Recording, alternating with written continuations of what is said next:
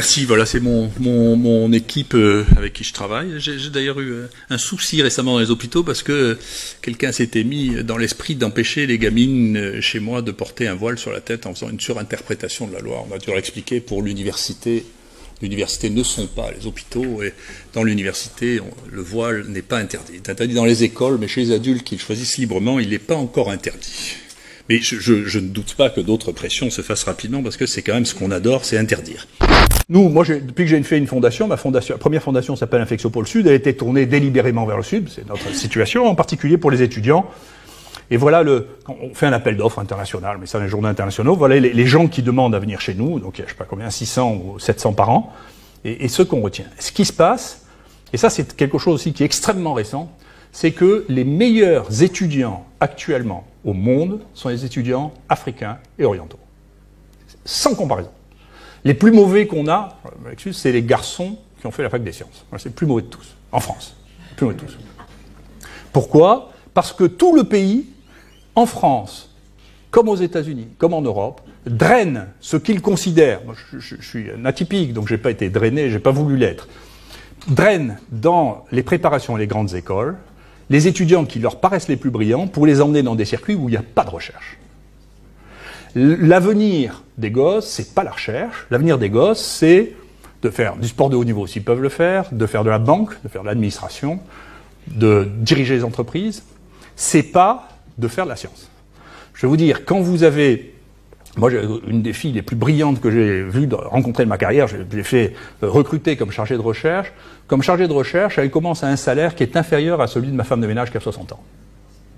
C'est ça, la France. Et c'est ça, l'Europe. La France, c'est un peu pire. Dans ce domaine-là, la France, c'est un peu pire que les autres. Le contrôle de Bush, nous, on a réussi à empêcher plusieurs fois. Mais enfin, les politiques ont une tendance générale à ça. Il va revenir, Valls va, dans 3 mois, nous proposer d'empêcher les étudiants étrangers de venir une fois encore. C'est-à-dire que régulièrement, tous les ministres de l'Intérieur, de droite ou de gauche, disent « Attendez, tous ces étrangers, ces immigrants qui viennent là... » En France, 50% des thésards sont étrangers.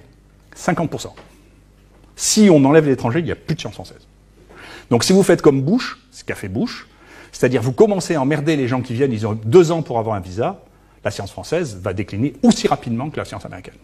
Donc ne faites pas d'illusions, la France ne fonctionne, la science française fonctionne avec des émigrés.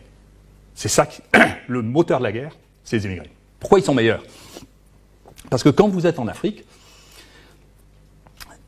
si vous voulez maîtriser votre destin, vous n'avez pas 36 000 solutions.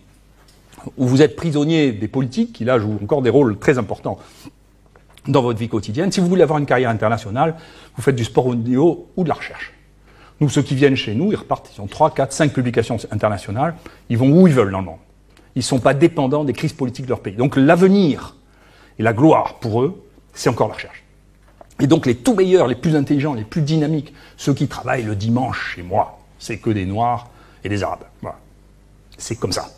Si je peux être provocateur, est-ce qu'on ne devrait pas faire cette étude en Afrique, où il n'y a pas de masque, pas de traitement, pas de réanimation, un peu comme c'est fait d'ailleurs pour certaines études dans le sida, où chez les prostituées, on essaye des choses parce qu'on sait qu'elles sont hautement exposées et elles ne se protègent pas. Qu'est-ce que vous en pensez ? Alors vous avez raison. Et donc les tout meilleurs, les plus intelligents, les plus dynamiques, ceux qui travaillent le dimanche chez moi, c'est que des Noirs et des Arabes. Voilà. C'est comme ça.